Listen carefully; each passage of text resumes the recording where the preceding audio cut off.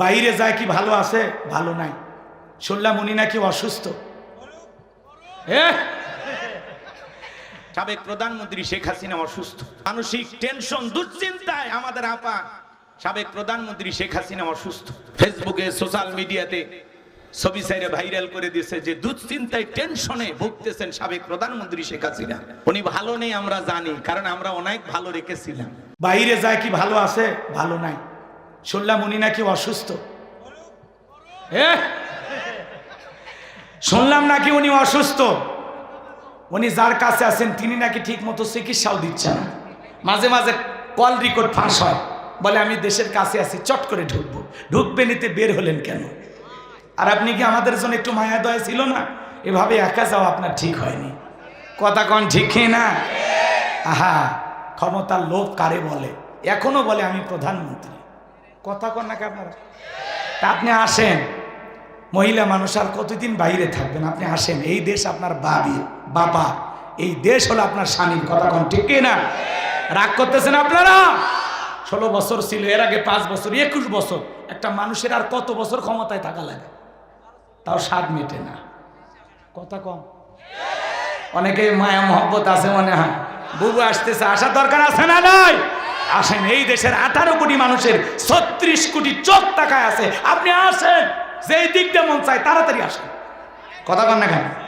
বুবু আইবা, তুমি আইবা গো, সেই দিন আইসা বুবু ক্ষমতা পাইবা না। থাক, আপনি রাগ করবেন। বলবো চলবে? এ যুবক চলবে? বুবু আইবা, তুমি আইবা গো, সেই দিন আইসা বুবু ক্ষমতা পাইবা না। খোঁজ নাই বুবু কাদের কাকার, অবস্থা খারাপ দরবেশ বাবার, হাও নাঙ্কেল এখন সামনেও আসে না। খোঁজ নাই বুবু কাদের কাকার, অবস্থা খারাপ দরবেশ বাবার, হাও নাঙ্কেল এখন সামনেও আসে না। নেতা কর্মী সব জেলের ভিতর, আমি আসি ডরের ওপর, কখন জানি আসে গ্রেপ্তারি পরোয়ানা। বুবু আইবা, তুমি আইবা গো, সেই দিন আইসা বুবু ক্ষমতা পাইবা না। বড় বড় কথা বলতে আমি পালাবো না। আমাদের ঈশ্বর চাচাকে বলা হয় স্বৈরাচার শাসক। চাচা ক্ষমতার থেকে পদত্যাগ করে জেলে গেছে, দেশ ছাড়েনি বাপের বেটা। বেগম খালেদা জিয়া বছরের পর বছর জেলখানায় ছিল, এখনো অসুস্থ হইয়া জেলখানার বাইরে আছে, কিন্তু দেশ ছাড়েনি বাপের বেটি। আর আপনি বড় বড় কথা বলে আপনার ডায়লগ আছে। আমাদেরও সিদ্ধান্ত নিতে হবে, আগামীতে আর যাই হোক কোনো নারীকে আমরা বাংলাদেশের প্রধানমন্ত্রী বানাবো না। কথা ঠিক কিনা? আমেরিকা তাদের 47তম প্রেসিডেন্ট ডোনাল্ড ট্রাম্পের মতো মানুষকে মানবে, এরপরে কমলা হ্যারিসকে কখনো তারা নেত্রী বানাইলো না। কথা বলে ঠিক কিনা? ওরা কোনো মহিলাকে আমেরিকার প্রেসিডেন্ট বানায় না আজ পর্যন্ত। তাহলে আমরা সিদ্ধান্ত নিতে পারবো না? আগামীতে বাংলাদেশে পুরুষ প্রধানমন্ত্রী কারা কারা চান? 2 হাত তুলে দেখান। লিল্লাহে তাকবীর। হাত যারা তোলেনি ওরা কি মহিলার ভক্ত? হাত নামান। হাত তোলেন না, লজ্জা লাগে নাকি আপনার? হ্যাঁ, বুঝি ভেজাল আছে। 16 বছরের মায়া এখনো কাটেনি। কথা কন। 11 লক্ষ কোটি টাকা দুর্নীতি করে বিদেশে পাচার করেছে, বেগম পাড়ায় বাড়ি বানাইছে। এত জুলুম অত্যাচার করার পরেও যদি আপনার মায়া থাকে, আর যে মাকে এত মায়া করলেন আপনাকে ফেলায় গেল কেন? কথা কন ঠিক কি না? মহিলাদেরকে আর প্রধানমন্ত্রী বানানো যাবে না। কথা কন ঠিক কি না? কারণ মেয়েদের রাগ বেশি, জেদ বেশি। মাঝে মাঝে দেখেন না বাড়িতে ঝগড়া লাগে, হাড়ি বাতিল ভেঙে ফেলে দেয়, স্বামী তুলে আছাড় মারে। আর এরা যদি শান্তির জায়গা একবার পায়, ওরা জীবন চলে যাবি, তাও জায়গা ছাড়বি না। কথা কন। আর মহিলাদের রাগ জেদ যদি বেড়ে যায়, ও রাগে জেদে ক্ষোভে পুরো দেশে আগুন লাগাই দিবে। এই জন্য মাজান আমার সিদ্ধান্ত না লাগবে। আল্লাহ আমাদের সঠিক বুঝ দান করুন, জোরে বলুন আমিন। কষ্ট হয় মনে হয়, যারা জুলুম করেছিল আজকে তারা পালিয়েছে। আমরা চাইছিলাম ম্যাডাম পদত্যাগ করেন, আল্লাহ বলে কিসের পদত্যাগ? এরা যে অপরাধ করেছে শুধু পদত্যাগ করলে হবে না, আমি আল্লাহ এদেরকে দেশ ত্যাগ করতে বাধ্য করবো। কথা বলে ঠিক এরা। আল্লাহর ধরা বড় কঠিন। ইন্না বাতাসা রাব্বিকা লাশাদীদ। আল্লাহর পাকড়াও বড় কঠিন। আল্লাহ ধরে না, যেদিন ধরবে পালানোর জায়গাও খুঁজে পাবে না। রাগ করতেছেন? করেন, সমস্যা নাই। তাহলে বিশ্বনবী বলে, বেলাল ইসলামের অবস্থা এখন ভালো না, কালেমা পড়েছো আপাতত প্রকাশ করা যাবে না। ইসলামকে মানতে গেলে মাঝে মাঝে ঘর ছাড়া বাড়ি ছাড়া হওয়া লাগে। কথা কন নাকি আপনারা? এইবার হযরত বেলাল ডেকে বলে, নবী আমার জীবনের কোনো দাম নাই, আমার মনে বোমাইকে বলেছিলাম উর্তুম্বা ছাগল পেশাব পায়খানা করে দেয়, এই ঘরে থাকতে আমার বড় কষ্ট হয়। ওমায় ডেকে বলে, বেলাল উর্তুম্বা ছাগলের দাম আমার কাছে আছে, কিন্তু তোর মতো কালো হাফসি বেলালের দাম আমার কাছে নাই। নবী গো আমার জীবনের কোনো দাম নাই, আপনি আমাকে দোয়া করে দেন, মৃত্যু পর্যন্ত যেন আমি কালেমার পথে টিকে থাকতে পারি। বিশ্বনবী দোয়া করে দিলেন। হযরত বেলাল চলে আসলেন। পরের দিন সকালবেলা সূর্য উদয় হয়ে গেছে, অনেকটা বেলা হয়ে গেছে। হযরত বেলাল দরজা খোলে না। অন্য চাকর বাকর যারা আছে এরা নালিশ নিয়ে চলে গেছে উমায়ের কাছে, যা বলে, নেতা এখন পর্যন্ত বেলাল দরজা খোলে নাই, তাই নাকি? বলে, হ্যাঁ ঠিক আছে চলো যাই। এইবার দরজা ডাক দিয়ে বেলাল দরজা খোলো। হযরতে বেলাল দরজা খোলে না, জোরে করে ধাক্কা মারছে। যখন দরজা খুলে গেছে তখন এইবার উমায়ের তাকায় থেকে, যেই রাত্রিতে হযরত বেলাল কালেমা পড়ে মুসলমান হয়েছে, ওই রাত্রিতে একটা উর্দুম্বা ছাগলের কাছে কোনো পেশাব পায়খানা নাই। জোরে বলেন মারহাবা। এইবার বেলালের দিকে তাকাইয়া ওমায় ডেকে বলে, এই চাকর বাকরের দল যাও, নিজেদের কাজ করো, আমার বেলালের বিরুদ্ধে মিথ্যা অভিযোগ দিও না। যাও, দেখো না একটা উর্তুম্বা ছাগলের কাছে কোনো পেশাব পায়খানা নাই, যাও তোমরা নিজেদের কাজ করো। ওদেরকে তাড়িয়ে দেওয়ার পরে এক পা দুপা করে হযরতে বেলালের কাছে চলে গেলেন। হযরতে বেলাল দেয়ালে পিঠটা লাগাইয়া জিহ্বা নাড়ায়া জিকির করে কার? আর একটু জোরে বলেন কার? এইবার হযরত বেলালকে হালকা করে মৃদু আঘাত করলেন, হালকা করে ধাক্কা মারলেন। বাজান গো আমার, হালকা করে ধাক্কা মারছে যখন জবান দিয়ে কালেমার আওয়াজ বের হয়েছে তখন এইবার উমায় ডেকে বলে, বেলাল তোর জবান দিয়ে কি শুনলাম, তুমি কি মুসলমান হয়েছো? হযরতে বেলাল ডেকে বলে, মুসলমান হয় যারা মিথ্যা কথা বলতে পারে না তারা।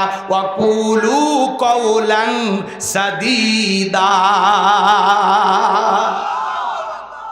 মুসলমান ইমানদাররা হবে সত্যবাদী। একজন মুসলমান কখনো মিথ্যা কথা বলতে পারে না। আর আমরা সমাজে দেখি মিথ্যা বলতে বলতে চেহারা বেঁকা হয়ে গেছে, এক পা কবরে চলে গেছে, এত মিথ্যা কথা বলে, শয়তান পর্যন্ত বলে আমিও এত খারাপ না। কথা কন না কে?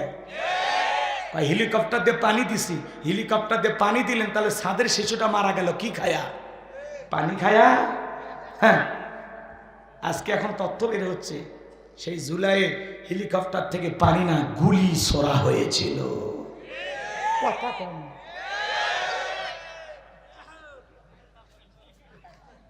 একটু অপেক্ষা করেন, অনেক কষ্ট মনে জমে আসে, সব খুলে বলবো।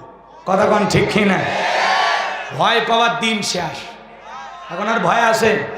আগেই ভয় পাইনি, আগে হয়তো বা ডাইরেক্ট নাম বলিনি, অ্যাঙ্গেলে মার দিছি। মেহেরপুরে ওয়াজ করতে গেলাম, আমি বলছিলাম আজ হোক কাল হোক জালেমদের পতন হবেই হবে ইনশাল্লাহ। এক মেম্বার ঘরের ভিতরে ওয়াজের শেষে হাত দিয়ে দেওয়া তো দূরের কথা, 9 ঘন্টা আটকে রাখলো। আমারে বলে, হুজুর কেন বললেন জালেমদের পতন হবে? বলেন আপনি এসে কোন ঘুমচোর পাটচোর ডালচোর এলে কৃষক করলেন কোন? আমি তখন বলি, ভাই আমি তো জালেমের কথা বলছি, আমি তো কারো নাম বলি। ভাই জালেম কার আমরা বুঝি না? আমরাই তো। এখন এদের কে বুঝাবে? তো এই হলো অবস্থা। আগে যদি জোরে আবু জাহেলের নাম নিতেন, ওইটা থেকে ওরা ভয় পাইতো। হুজুর মনে আমারই বললো। কথা কম, চোরের মন এরকম ছিল ওরা। বইয়ের হাতে যুবক কার হাত? পাশের বাড়ির ভাবির হাত না, ধরলে ঝাঁটা দিয়ে পিটায়। বইয়ের হাত ধরে মুসাফা করতে শরম আছে? লোকজন যদি না থাকে কোলাকুলিও সেরে নেবে। স্বামী স্ত্রীর মধ্যে সালাম আদান প্রদান হলে আল্লাহর পক্ষ থেকে রহমত নাজিল হয়। সুবহানাল্লাহ। যে স্বামী স্ত্রী জবান দিয়ে সালাম আদান প্রদান করবে, ওই জবান দিয়ে একে অপরকে গালি দিতে 1000 বার চিন্তা করবে। স্বামীও সালাম দেয় না, বউও সালাম দেয় না, দুইজনে বাড়ির মধ্যে বোবা। কথা কয় না? ঘরের ভিতরে স্বামী ঢোকে, স্বামী সালাম দেয় না, বউ একটু দেবে, দিয়ে একটু শরম দিয়া অভ্যাসে পরিণত করবে, ওইটা করে না। পারবেন তো ইনশাল্লাহ? কি চাচা রিস্ক নেওয়া যাবে? হ্যাঁ রিস্ক নেওয়া যাবে। এক জায়গায় যা বললাম, ভাই বউকে সালাম দেবেন, তখন বলে হুজুর বউকে সালাম দিতে গিয়ে শরম লাগে। আমি তখন বললাম, বাচ্চা কাচ্চা হয়েছে, কি কন হুজুর 3 সন্তানের বাবা আমি তখন বললাম স্ত্রী সবাসের একটা দোয়া আছে, তুমি কি জানো? কয় দত হুজুর, ওটা দোয়া পড়ার টাইম আছে না? না এরকম এবার জানবো আমার বউকে যারা বলে সালাম দিতে গিয়ে শরম লাগে, ওটা শরম না, ওটা হলো শয়তানি। কারণ আর শরম বেশি হলে আর বইয়ের তো বাচ্চা হওয়ারই কথা না। কথাকে বোঝা গেল? এসব বাজান গো, এগুলো দুষ্টমি বাদ দিয়ে ভালো হয়ে যান, বউকে সালাম দিবেন, পারবেন তো ইনশাআল্লাহ। এদিক প্রথমে যে সালাম দেয় তার অহংকার থাকে না, কথা কয় না? আমরা হুজুরের এমন ভাব নেই, আমি প্রধান বক্তা আমাদের সালাম দেওয়া, মানে এমন একটা ভাব নিয়ে থাকে। কিন্তু আমাদের উচিত একে অপরকে সালাম দেওয়া। আল্লাহ রসুল বলেছেন, ব্যাপক তোমরা সালামের প্রচার প্রসার করো, রাস্তাঘাটে যারে দেখা হবে তারই সালাম দেবেন, পারবেন তো ইনশাআল্লাহ। এক মুসলমান আর এক মুসলমানের বাড়িতে প্রবেশ করার সময় প্রথমে সালাম দিবেন, এরপরে গৃহবাসীর অনুমতি নেবেন, তারপরে ওই বাড়িতে ঢুকবেন। কারো বাড়িতে সালাম না দিয়া, অনুমতি না নিয়ে প্রবেশ করা যাবে না। আপনি রুবেল রুবেল কয় বাড়ির মধ্যে ঢুকে যান, কার বলছো কোন হালতে থাকে না থাকে, কথা কেন?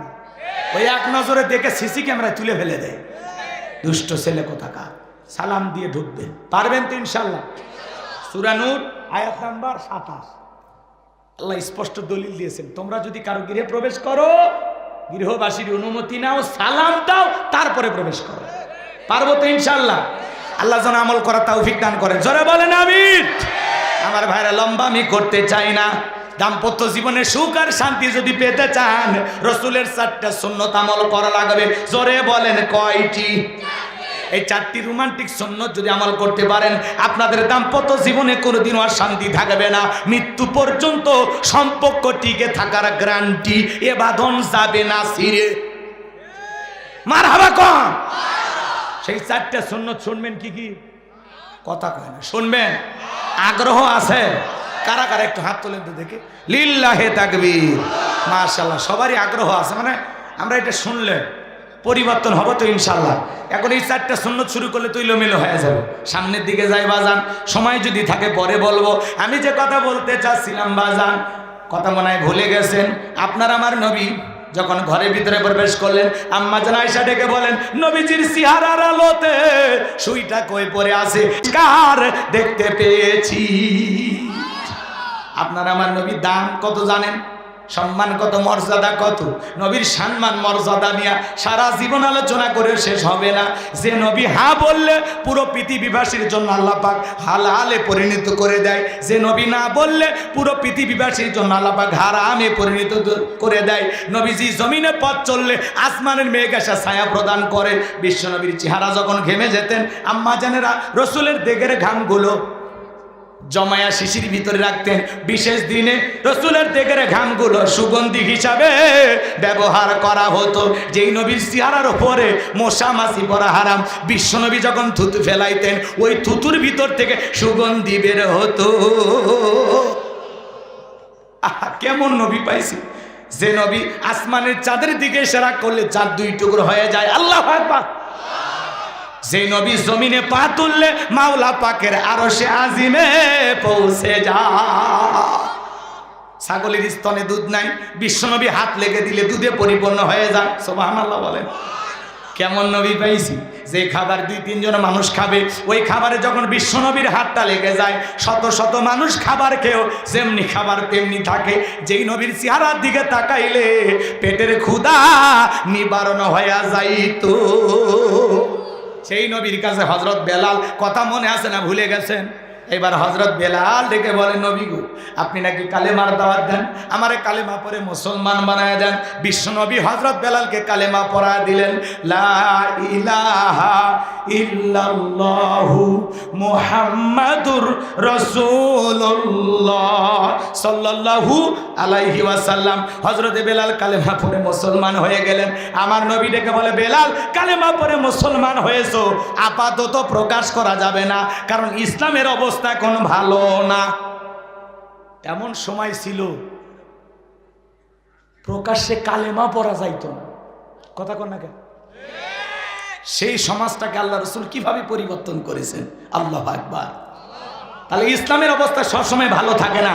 আজও তাম পৃথিবীর দিকে তাকায় দেখেন, তাম পৃথিবীর জালেম আর বেঈমানদের টার্গেট ইসলাম আর মুসলমানকে বিদায় করা। কথা বলেন ঠিক কিনা?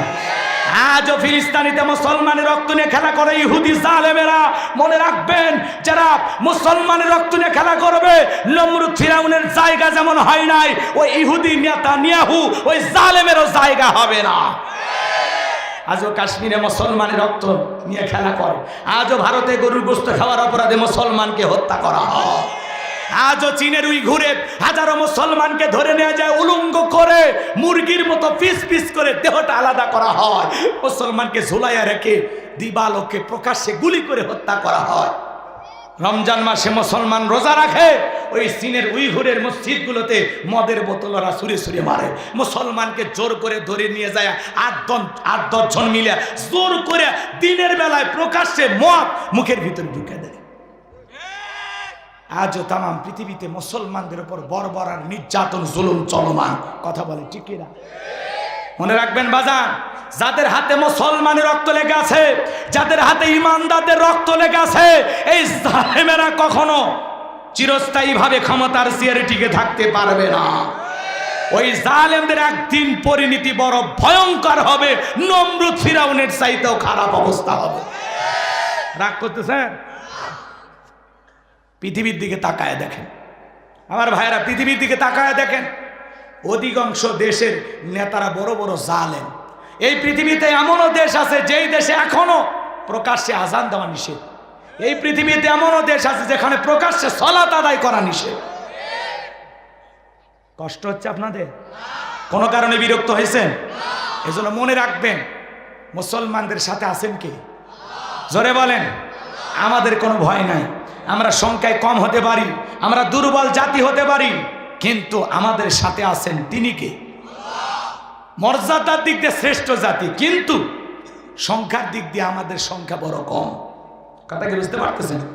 এই জন্য আল্লাহ পাক যেন তাম পৃথিবীর মুসলিম উম্মাহকে ওই জালেমদের নির্যাতন আর জুলুম থেকে হেফাজত করেন। যদি বলুন আমিন। কষ্ট হয়, কষ্ট হয় ভাইয়েরা আমার। এখনো বিভিন্ন জায়গায় বক্তারা ওয়াজ করতেছে, দেখবেন সাইটে যা কিছু লোক হুজুরেরা মাইক ধরে খালি সরকার এ করছে ও করছে, ওলে শুনে গেছি আমরা। হ্যাঁ মুসলিম ভাই, একেবারে শেখ হাসিনা কি করছে শুনে লাভ আছে? হুজুর কেউ ওয়াজ করবি, হুজুরা খালি তাফসির করবি, সুন্দর ওয়াজ করবি, ভালো লাগবে। বুঝবেন ওইটা ছিল ওই মহিলার মহব্বতের মানুষ।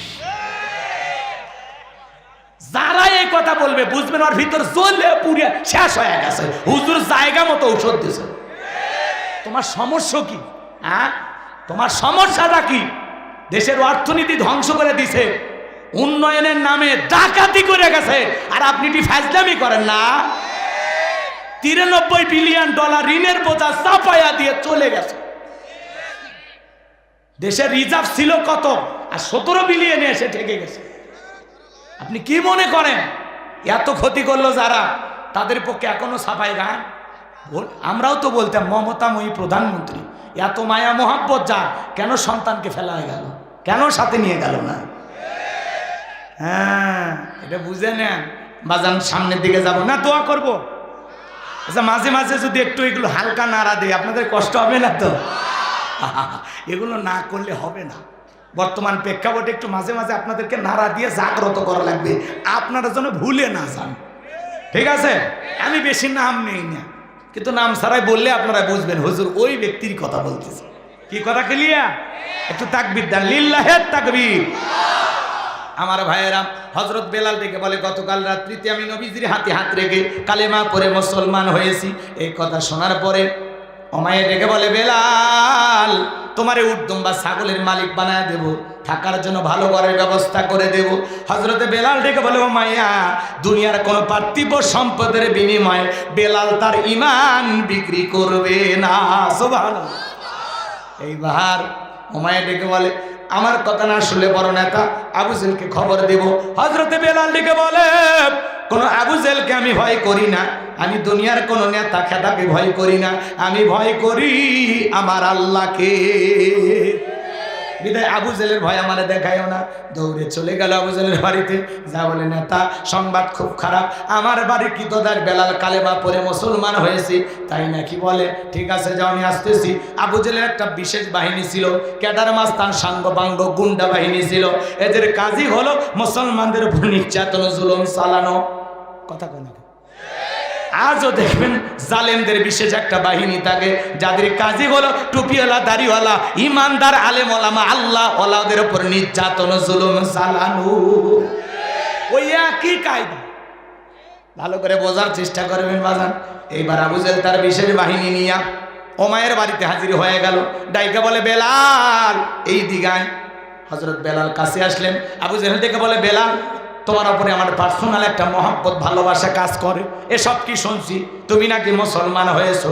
হযরত বেলাল ডেকে বলে গতকাল রাত্রিতে নবীজির হাতে হাত রেখে আমি কালেমা পড়ে মুসলমান হয়েছি, যা শুনেছেন আপনি সত্য। আবু জেল ডেকে বলে বেলাল উর্দুম্বা ছাগলের মালিক বানায় দেব, থাকার জন্য ভালো ঘর বানায় দেব, ব্যবসা বাণিজ্য যদি করতে চাও দিরহাম টাকা পয়সা যা লাগে দেব। বেলাল রে চতুর্থ নাম্বার অপশন হলো তুমি যা চাইবা তুমি চাইতে দেরি, আমরা দিতে দেরি করব না। আবু জেলের এত বড় লোভনীয় প্রস্তাব পাওয়ার পরে হযরত বেলাল ডেকে বলে আবু জেলের রে দুনিয়ার সব সম্পদ যদি বেলালকে দিতে চাও, দুনিয়ার সব সম্পদ ছাড়তে রাজি, কিন্তু বিশ্ব নবীর কালেমা ছাড়তে রাজি নাই। আল্লাহু আকবার। বেলালের মতো যারা খাঁটি ইমানদার এদেরকে টাকা দিয়া কেনা যায় না, কিন্তু মুনাফিক মার্কা মুসলমান যারা টাকার কাছে বিক্রি হয়, তারা টাকার বান্ডিল যেই দিকে ওতরে ফতুয়া সেই দিকে, টাকার জোরে ওদের ফতুয়া ঘরে। টাকা পাইলে বৈধটারে অবৈধ বলে, অবৈধটারে বৈধ বলে চালিয়ে দেয়। টাকা পাইলে ওরা পাঁচাটা গোলাম হয়ে যায়। এরকম মুনাফিক মার্কা মুসলমান আছে না রে?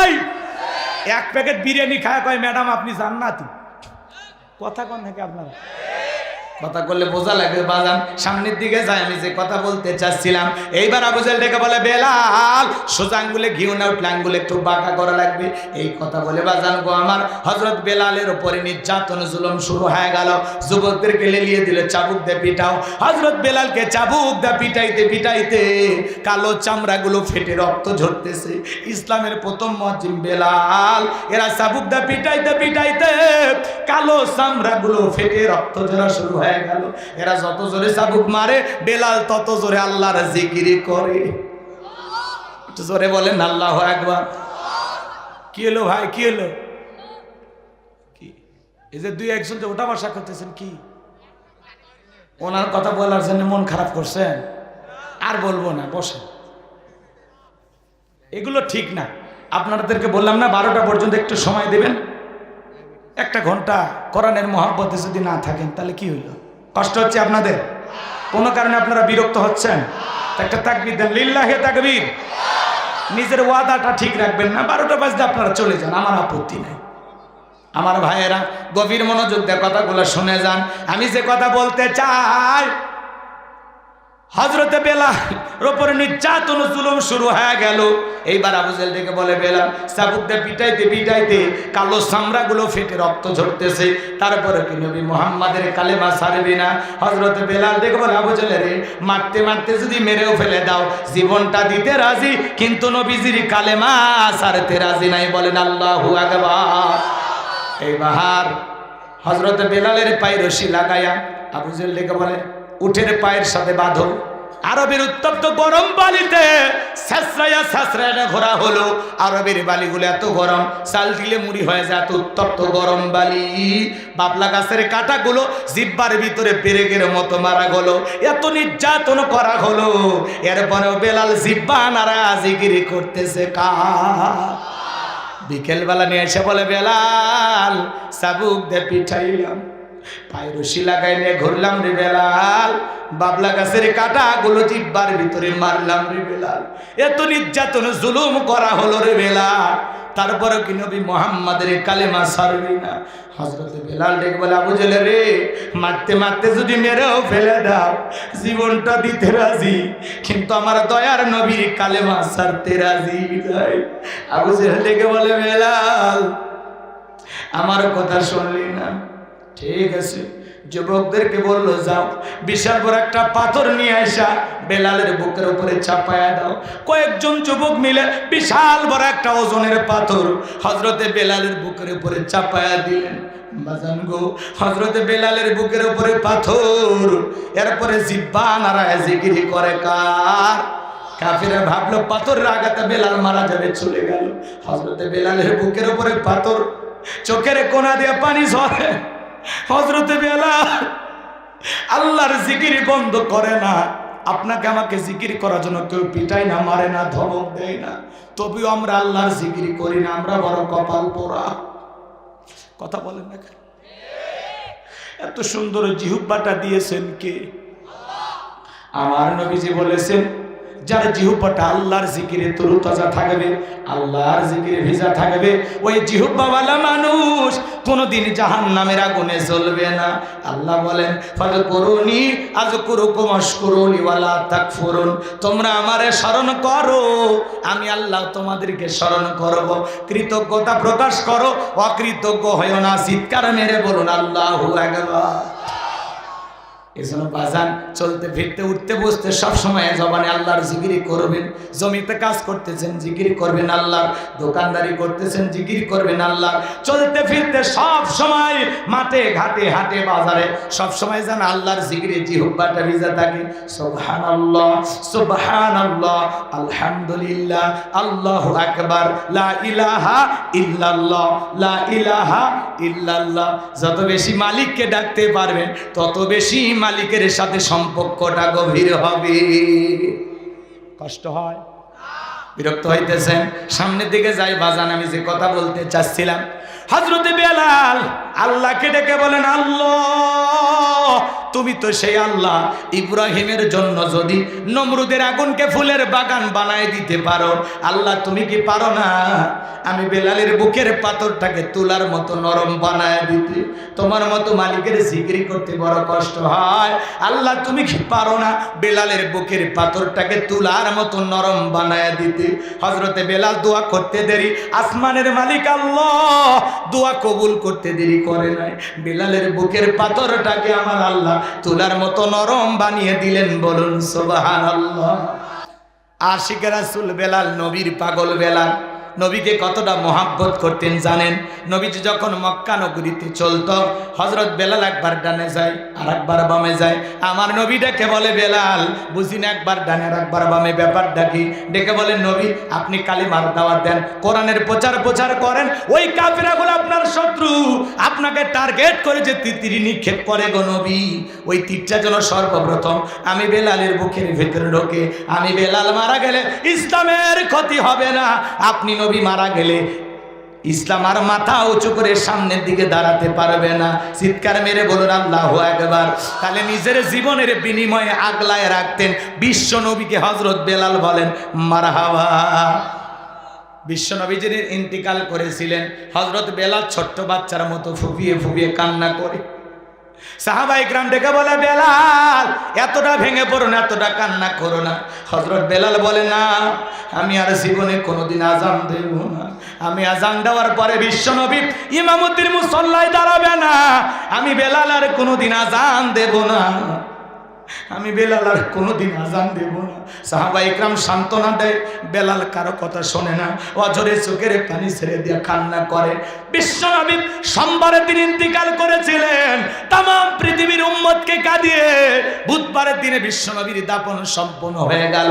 আজ মদিনার সবুজ গম্বুজের নিচে আপনার আমার কলিজার নবী শায়িত। হযরত বেলাল নবীজির দাফন সম্পন্ন হয়ে গেল, বলে আমি মদিনায় থাকবো না, আমি মদিনায় থাকলে পাগল হয়ে যাব। চলে গেলেন দামেস্কে। বাজান গো 6টা মাস অতিবাহিত হয়ে যায়, বেলাল আর মদিনায় আসে না। নবীজি ঘুমের ঘরে স্বপ্নে ডেকে বলে, বেলাল ও বেলাল। কত মানুষ দূর দূরান্ত থেকে এসে আমি নবীর কবরের পাশে দাঁড়ায় সালাম দেয়, বেলাল আয় আয় আয়, কতদিন হয়ে গেল মদিনায় আসলি না রে বেলাল, একবার আইসা আমি নবীকে সালাম দিয়া যা। বেলাল আয় এ বেলাল আয়। 6 মাস পরে বিশ্বনবীকে ঘুমের ঘরে স্বপ্নে দেখার পরে বেলাল আর দেরি করলেন না, পরের দিন মদিনায় চলে আসলেন। সাহাবায়ে কেরাম বেলালকে ডেকে বলে, বেলাল দাও না একবার আজান দাও, কতদিন হয়ে গেল তোমার কণ্ঠে আজান শুনতে পাই না। ছোট ছোট বাচ্চারা পর্যন্ত বলে, মা বেলাল আসছে নাকি একটু দেখে আসি। চতুর্দিক দিয়ে হাজার হাজার মানুষের ভিড় হয়ে গেল।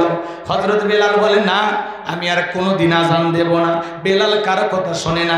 নবীর নাতি হাসান আর হোসাইন দুইটা ভাই যখন দুইটা হাত ধরেছে, হযরতে হোসাইন যখন বেলালের হাতটা ধরে বলে, নানু ভাই, নানাও চলে গেছে, তুমি আমাদেরকে ছেড়ে চলে গেছো। ও নানু ভাই, কতদিন হয়ে গেল তোমার কণ্ঠে আমরা আজান শুনতে পাই না গো নানু ভাই।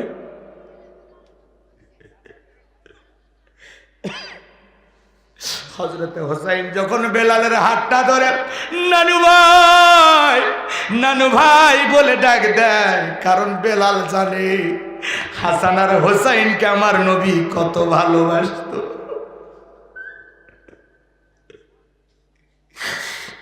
আমার ভাইরা, এই পৃথিবীর সব চাইতে শ্রেষ্ঠ নানা ছিলেন আপনার আমার নবী। কোনোদিন নাতিদের উপরে গরম করে কোনো কথা বলেন নাই। একবার হযরতে ফাতেমার ঘরে 3 দিন ধরে চুলায় কোনো আগুন জ্বলে না। হযরতে হোসাইন বারবার বলে, আম্মু খাইতে দাও, খাইতে দাও। হযরতে ফাতেমা সহ্য করতে পারলেন না। হোসাইন বড় জ্বালাইতেছে, রাগান্বিত হয়ে হোসাইনের গালে একটা থাপ্পড় বসাইয়া দিয়েছেন। হাসান ডেকে বলে, ভাই নানা স্যার আমাদের দুঃখ কেউ বুঝবে না, চল আমরা এই বাড়িতে থাকবো না। দুইটা ভাই কাঁদতে কাঁদতে চলে গেলেন। কিছু সময় পরে নবীজি এসে ডাক দেয়, ও মা ফাতেমা, আমার হাসান আর হুসাইন কোথায়? ডেকে বলে, আব্বা হাসান আর হুসাইন বাড়িতে নাই। কেন রে মা, কই গেছে তারা? বলে, বলবেন না বাবা, আজকে হোসাইন বড় জ্বালাইতেছিল, একজন রাগান্বিত হয়ে একটা থাপ্পড় বসায় দিয়েছি। দুই ভাই নানা নানা বলে কাঁদতে কাঁদতে কোথায় গেছে আমি ফাতেমা জানি না। আমার নবী ডেকে বলে, মা ফাতেমা, ওই থাপ্পড় হোসাইনের গালে না রে মা, ওই থাপ্পড় লাগছে আমি নবীর কলিজা। আমার নবী নাতিকে খোঁজার জন্য শুরু করে দিলেন।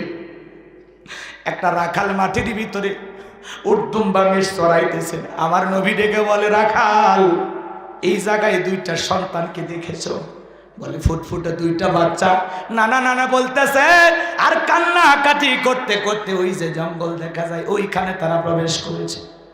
আমার নবী তাকায় দেখেন দুইটা ভাই একটা গাছের গোড়ায়, এক ভাই আর এক ভাইয়ের মাথা, এক ভাই আর এক ভাইয়ের বুকের উপরে মাথা দিয়া আরামে ঘুমাইতেছে। আমার নবী তাকায় দেখে হোসাইনের গালের ভিতরে ফাতেমার থাপ্পড়ের 5টা আঙ্গুলের দাগ দেখা যায়।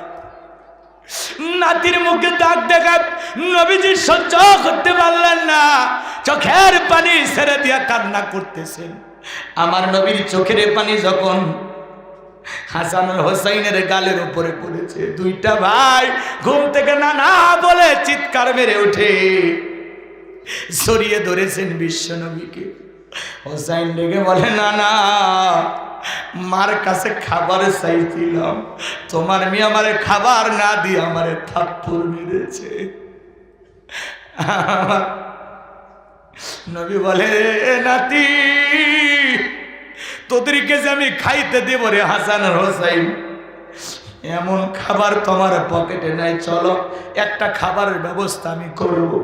ওই যে আপনারা ঘটনা শুনেছেন বাজার, নবীজি তখন শ্রমিকের কাজ করার জন্য একটা খেজুরের বাগানে গেলেন, পানি তোলার কাজ করলেন, দুইটা খেজুরও পাইলেন।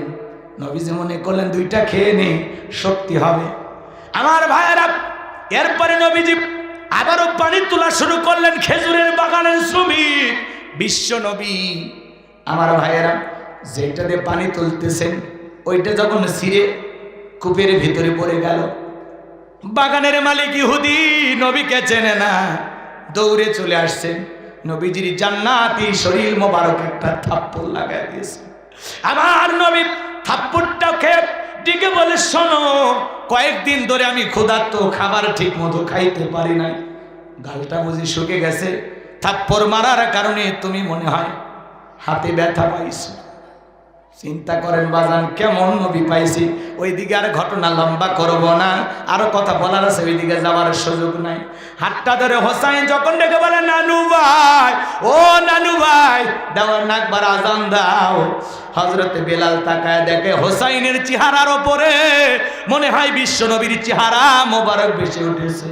মনে হয় মদিনার নবীটাই কে বলে, বেলাল দেন একবার আজান দে, কতদিন হয়ে গেল আমি নবী তোর আজান শুনতে পাই না। হযরতে বেলাল তখন হোসাইনের অনুরোধে 6 মাস পরে মদিনায় আইসা আবারও আজান দিলেন। বলুন আল্লাহু আকবার। এখানে আরো কিছু ঘটনা আছে, ওই দিকে যাব না। বেলালের উপর নির্যাতন জুলুমের কথা যখন বিশ্বনবীর কান পর্যন্ত পৌঁছে গেল, আমার নবীটাকে বলা, বকর, বেলালের নির্যাতন জুলুম আর কষ্টের কথা আমার সহ্য হয় না, যাও যাও তুমি আমার বেলালের জন্য একটা কিছু করো। হযরত আবু বকর সিদ্দিক রাদিয়াল্লাহু তাআলা আনহু কয়েক গুণ দাম বেশি দিয়া গোলামীর জীবন থেকে হযরত বেলালকে আজাদ করলেন, মুক্ত করলেন। বলুন আল্লাহু আকবার।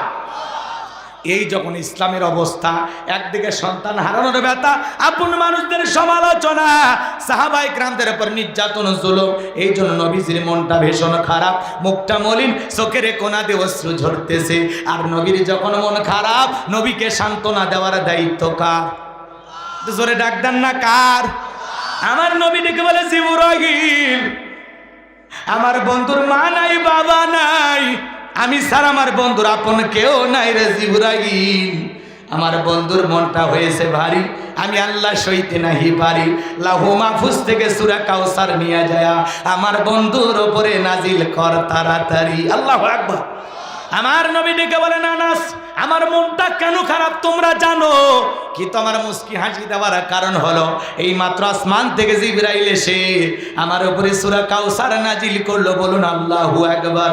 বিশ্ব নবী তখন সাহাবায়ে কেরামদের সামনে তেলাওয়াত করে শুনিয়ে দিলেন, ইন্না আ'তাইনাকাল কাউসার ফাসাল্লি লিরাব্বিকা ওয়ানহার ইন্না শানিয়াকা হুয়াল আবতার। আল্লাহু আকবার।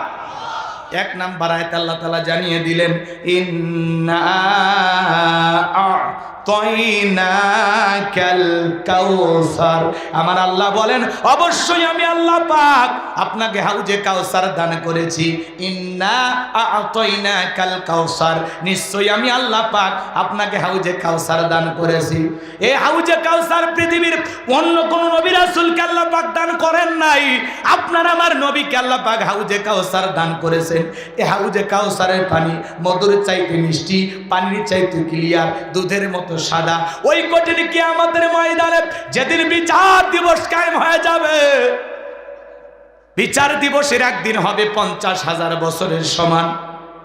যেদিন সূর্যটা সোহাগ মাথার উপরে চলে আসবে, যেদিন জমিন হবে তামার জমিন, পাহাড় পর্বত নদী নালা খাল বিল বিল্ডিং ইমারত কোনো কিছু থাকবে না। কুল্লু মান আলাইহা ফান, পৃথিবীর সবকিছু আল্লাহ তাআলা ধ্বংস করে দিবেন, এই পৃথিবীর জমিনে আর কোনো কিছু থাকবে না। ওই কঠিন কিয়ামতের ময়দানে যেদিন বেঈমানদের জিহ্বাগুলো কুকুরের মতো ঝুলে আসবে নাভি পর্যন্ত, যেদিন স্বামী স্ত্রীর পরিচয় দেবে না, মার সন্তানের পরিচয় দেবে না, ভাই ভাইয়ের পরিচয় দেবে না, ওই কঠিন কিয়ামতের ময়দানে আল্লাহর আরশের ছায়া ছাড়া আর কোনো ছায়া থাকবে না। ওই ছায়ার ভিতরে আল্লাহ পাক 7 শ্রেণীর মানুষকে ছায়া দিবেন। তারা হলো আল্লাহর খাঁটি মুমিন বান্দা, নেককার মুত্তাকি বান্দা, আল্লাহর 7 শ্রেণীর প্রিয় বান্দাদেরকে আল্লাহ রাব্বুল আলামিন ওই কঠিন কিয়ামতের ময়দানে আল্লাহর আরশের নিচে ছায়া দান করবেন। সেখান থেকে তারা কিয়ামতের ফাইনাল খেলা উপভোগ করবেন। বলুন আল্লাহু আকবার। কিয়ামতের মাঠে তৈরি করা ওইটা হলো আল্লাহর ভিআইপি গ্যালারি। আল্লাহু আকবার বলবেন না? সেই দিন দলে দলে মানুষ বিশ্বনবীজির কাছে যাবেন হাউজে কাউসারের পানি পান করার জন্য। কিয়ামতের ময়দানে একটাই মাত্র শব্দ, সবাই চিৎকার করে বলবে, পানি পানি পানি, আর কোনো শব্দ থাকবে। সবার মুখে একটাই কথা, পানি পানি। কঠিন কিয়ামত। কিয়ামত কত কঠিন হতে পারে।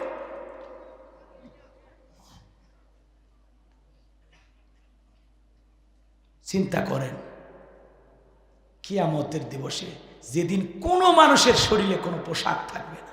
কিসের এমপি, কিসের চেয়ারম্যান, কিসের বক্তা, কিসের নারী, কিসের পুরুষ, কারো শরীরে কোনো পোশাক থাকবে না।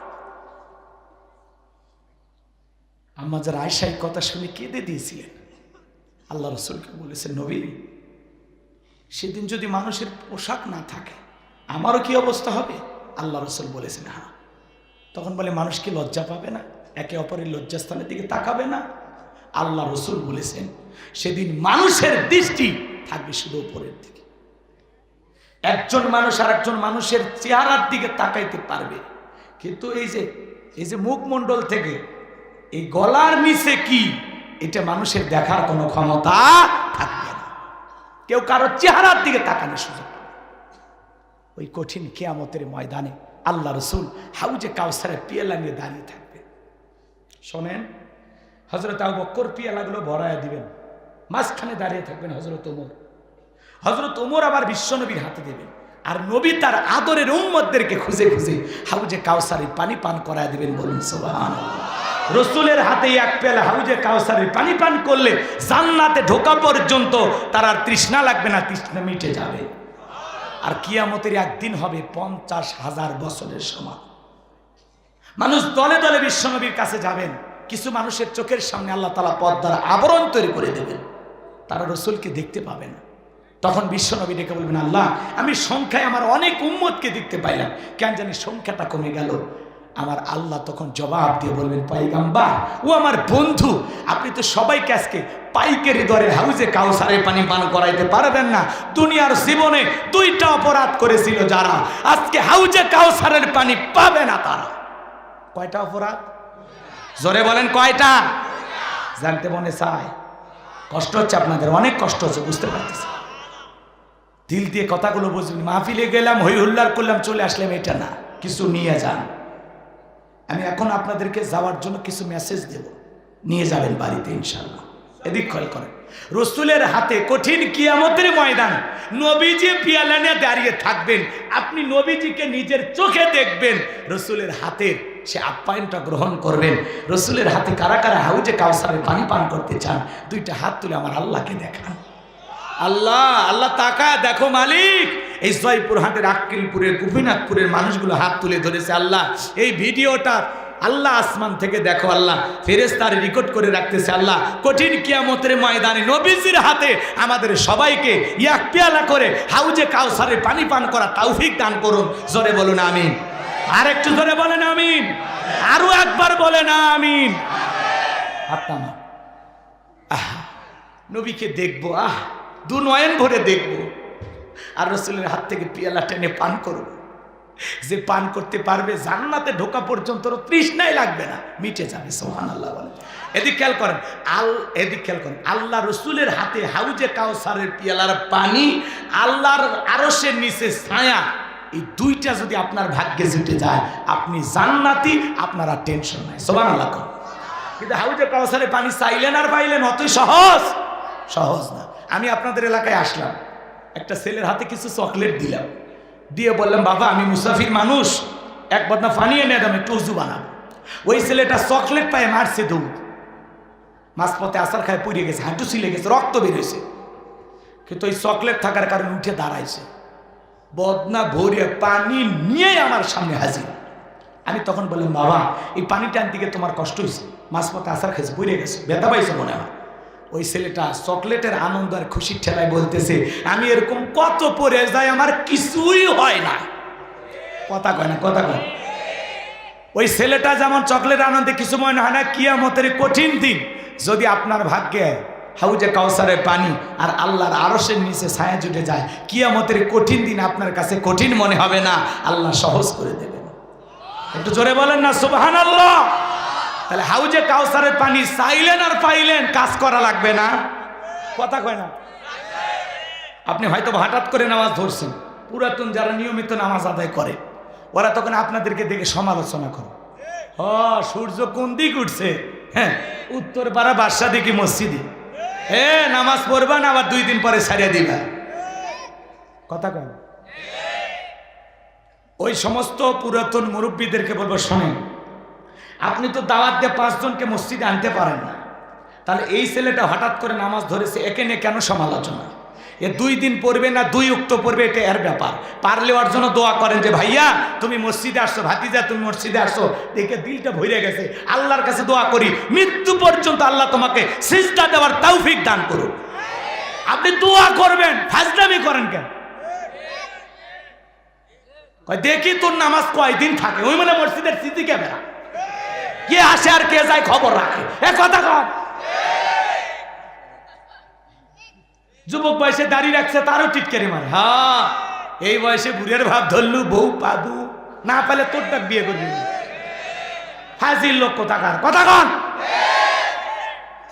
কথা কর কোনো ব্যালেন্স পায় না। একটা যুবক দাড়ি রাখছে, এটা তো আনন্দের বিষয়। ওই বয়সে আপনি রাখতে পারেন, আপনি কপাল পোড়া, যুবক রাখছে ভাগ্যবান।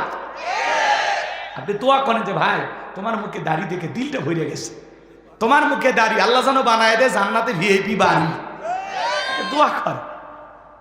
যুবক বয়সে দাড়ি রাখলে এটা নিয়ে সমালোচনা কর। বউ নিয়ে বাহিরে গেছে, ডেকে বলে ভাবি আসসালামু আলাইকুম, সাথে চাচার খবর কি? বউ বাড়িতে এসে রাগ হয়, তোমার সাথে বাইরে যাবো না, আমারে ডাকে ভাবি আর তোমার ডাকে চাচা।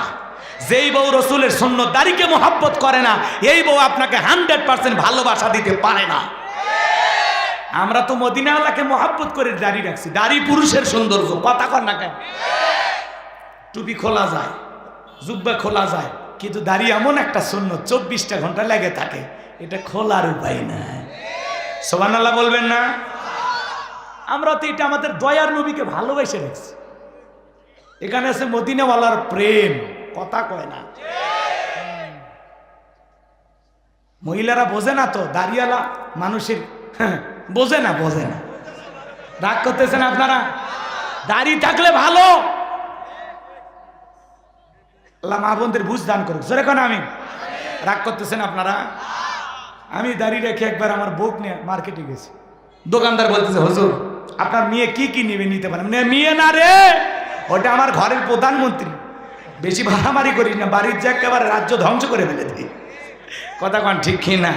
মানে দাড়ি দেখে মনে করে হুজুরের অনেক বয়স। রাগ করতেছেন মনে হয়?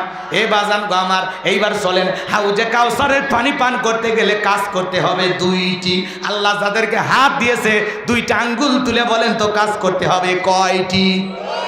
আরো জোরে, জোর হলো না, একটু অভ্যাস করেন, সামনে মিছিল করা লাগবে। কি বলেন ভাই? মিছিল করা লাগে। রাগ করতেছেন? আমার 38 বছর বয়স চলতেছে, কিন্তু ভোট দিতে পারি না।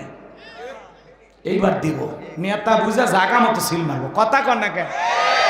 সৎ যোগ্য ভালো নামাজি নেককার দিনদার দেখে দেবো, কথা কর। যার কাছে আমানত গেলে খেয়ানত হবে না, চুরি করবে না, দুর্নীতি করবে না, টেন্ডারবাজি করবে না, রাস্তার পিচ খাবে না, খোয়া খাবে না, ব্রিজের রড খাবে না। ঢুকানোর কথা রড ঢুকে দেয় বাঁশ, ব্রিজ উদ্বোধন করার আগে রুকুত চলে যায়। মনে যান থাকে, বহু ধোকা খাইছেন, আর ধোকা খাওয়া যাবে না। সামনে একটু খুব চিন্তা ভাবনা করে সিদ্ধান্ত নেওয়া লাগবে। পারবো তো ইনশাআল্লাহ? পারবো তো ইনশাআল্লাহ? এই জমিনে নেককার মানুষেরা শাসন ভার গ্রহণ করুক, আপনারা চান তো ইনশাআল্লাহ? আল্লাহ এই জমিনে কোরআনের রাজ কায়েম করে দাও। আরেকটু জোরে বলেন আমিন। আল্লাহ এই জমিনকে কোরআনের ইসলামের জন্য কবুল করো, জোরে বলুন আমিন। আসুন মিলেমিশে করি দেশ। আমি আজকে একটা ভিডিও দেখে অবাক হয়ে গেলাম, আপনারা সোশ্যাল মিডিয়াতে দেখেছেন। দেখেন আমাদের নবী এক, কথা কয় না? আমাদের নবী এক, কথা কয় না?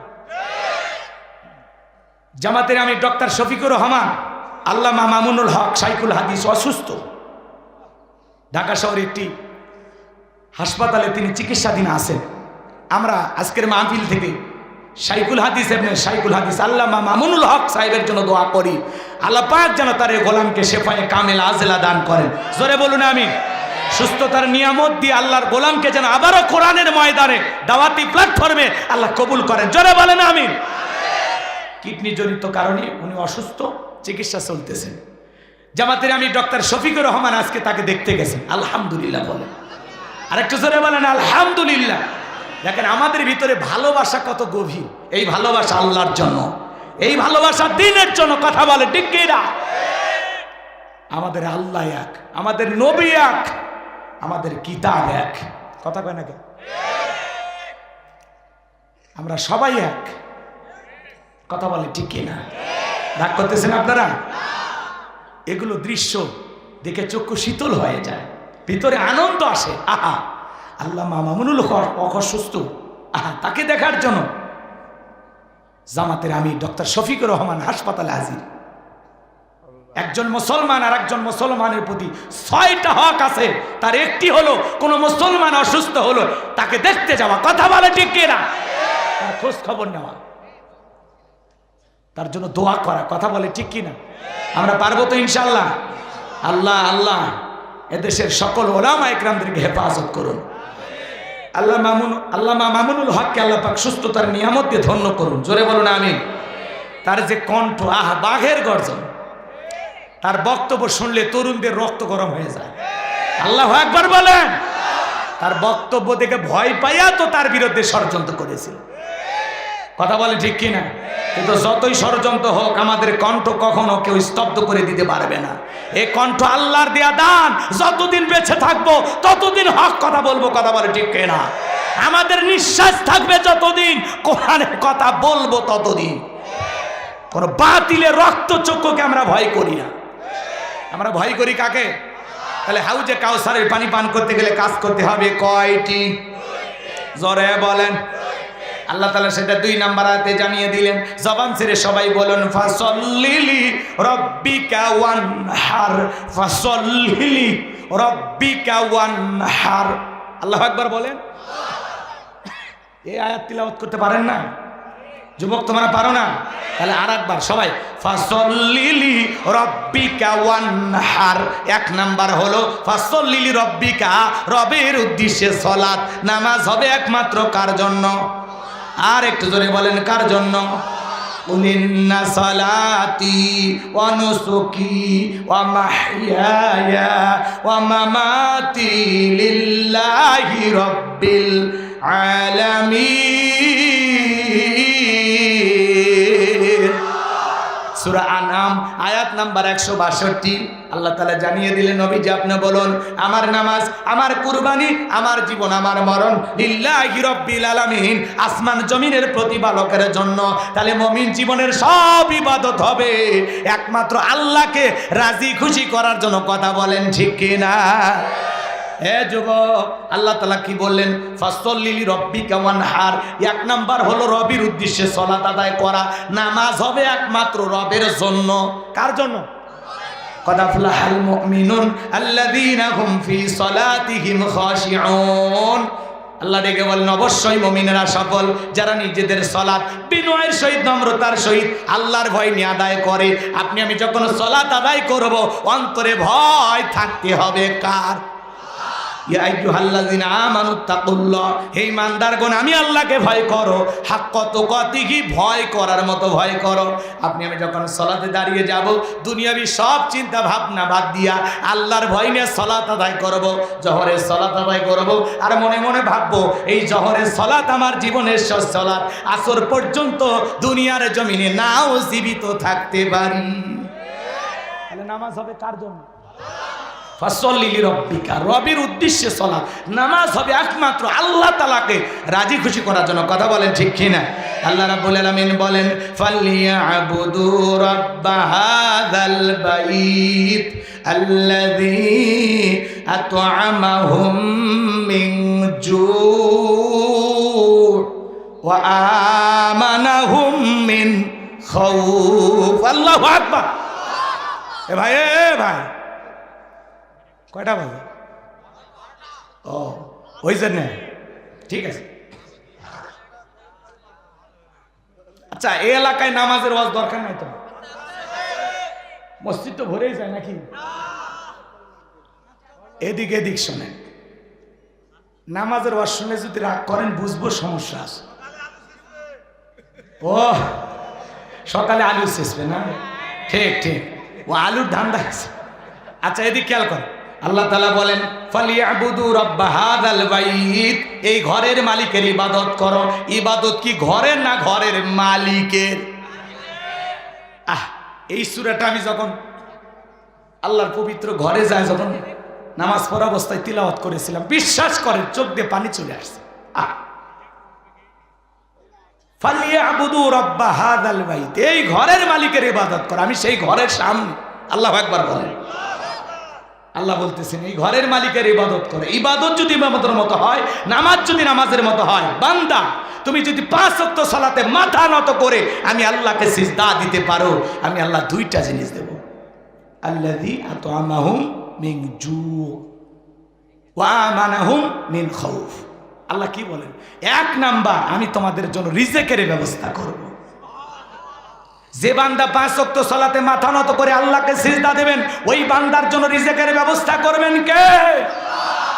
এ ভাই, আপনাদের এলাকায় একটা প্রাণী বের হয় রাতের 2টা 1টা 3টার দিকে, গভীর রাতে, কু কই আসি রে, ওর নাম কি? ওরে রিজিক দেয় কে? সকালবেলা একটা পাখি খালি পেটে নিচ থেকে বের হয়ে যায়, সন্ধ্যাবেলায় ওই পাখির পেটটা ভরে বাসায় ফেরত আসার ব্যবস্থা করেন তিনি কে? আল্লাহ পাখিকে খাওয়ায়, শিয়ালকে খাওয়ায়, দুনিয়ার এত মাখলুককে খাওয়ায়, আল্লাহকে আপনাকে আমাকে না খাওয়া রাখবে? রিজিক দেওয়ার মালিক কে? আল্লাহ বলেন ওয়া মা মিন দাব্বাতিন ফিল আরদি ইল্লা আলাল্লাহি রিজকুহা। আল্লাহ বলেন পৃথিবীতে এমন কোনো বিচরণশীল প্রাণী নাই যার রিজিকের ব্যবস্থা আমি আল্লাহ আসমান থেকে করি না। ওই আটলান্টিক মহাসমুদ্রের 33,000 ফিট গভীর অতল পানি নিচে থাকা ছোট্ট একটা প্রাণী, তার রিজিকের ব্যবস্থাও আমি আল্লাহ আসমান থেকে করি। বলুন আল্লাহু আকবার। আর একটু জোরে বলেন আল্লাহু আকবার। ভাইয়েরা আমার, তাহলে 1 নাম্বার আল্লাহ বলেন রিজিকের ব্যবস্থা করব। 2 নাম্বার, বান্দা তোমাদের কোনো ভয় থাকবে না, সকল ভয় থেকে আমি আল্লাহ নিরাপত্তা দেব। বর্তমানে আপনার আমার জীবনে ভয় আছে না নাই? মেয়েটা কলেজে গেল, একা একা ফিরবে নাকি জামাইয়ের সাথে নিয়ে ফিরবে, ভয় আছে না নাই? ছেলেটা মেয়েটা স্কুলে যায়, ভালোভাবে ফিরবে নাকি খুন ধর্ষণের শিকার হবে? আজকে মানুষের জানমালের কোনো নিরাপত্তা নাই। এই সমাজে জানমালের নিরাপত্তা আসবে সেই দিন আল্লাহর কোরআনের আইন দিয়া এই জমিন চলবে সেই দিন। আল্লাহর বিধান প্রতিষ্ঠিত হবে না যতদিন, শান্তি প্রতিষ্ঠিত করতে পারবেন না ততদিন। এই জমিনে যদি শান্তি ফিরাইতে চান, আল্লাহর আইন দিয়ে দেশটা চলার দরকার আছে না নাই? আল্লাহ কি বলেন? ফাসল্লি লিরাব্বিকা, রবের উদ্দেশ্যে সালাত আদায় করা লাগবে। নামাজ হবে একমাত্র রবের জন্য। তাহলে রিজিকের ব্যবস্থা আল্লাহ তাআলা করবেন, সকল নিরাপত্তাও আল্লাহ তাআলা দেবেন। আল্লাহু আকবার বলেন। তাহলে আমরা সালাত আদায় করব তো ইনশাআল্লাহ। 5 ওয়াক্ত সালাত আদায় করা নফল না ফরজ? যুবক রে, 5 ওয়াক্ত সালাত আদায় করা লাগবে। পাশাপাশি রাতে 1টা 2টা 3টার দিকে উঠা বিবির ভালোবাসা ত্যাগ কইরা, আরামের বিছানা ত্যাগ কইরা, ঠান্ডা পানিতে ওযু বানায়া নিরালায় নিবৃত্তিতে যাই নামাজে দাঁড়ানোর দরকার আছে না নাই? আল্লাহ বলেন ওয়াল্লাযীনা ইয়াবিতুনা লিরাব্বিহিম সুজদাও ওয়া কিয়ামা। সূরা ফুরকানে আল্লাহ পাক জানিয়ে দিলেন, যারা রাত্রি জাগরণ করে আমি আল্লাহকে সিজদা দেয়, আমি আল্লাহর জন্য দণ্ডায়মান হয়ে যাই। আপনি আমি যখন তাহাজ্জুদের যাই নামাজে দাঁড়িয়ে যাব, এই নামাজ দুনিয়ার কাউকে খুশি করার জন্য নয়, এই নামাজ হলো একমাত্র আল্লাহকে পাওয়ার জন্য। যারা তাহাজ্জুদের সালাত আদায় করে আল্লাহ তাদের মর্যাদা বাড়িয়ে দেয়। আল্লাহু আকবার। তাহলে সিজদার মাধ্যমে, রুকুর মাধ্যমে যাই নামাজে গভীর নিচেতে প্রেম করব কার সাথে?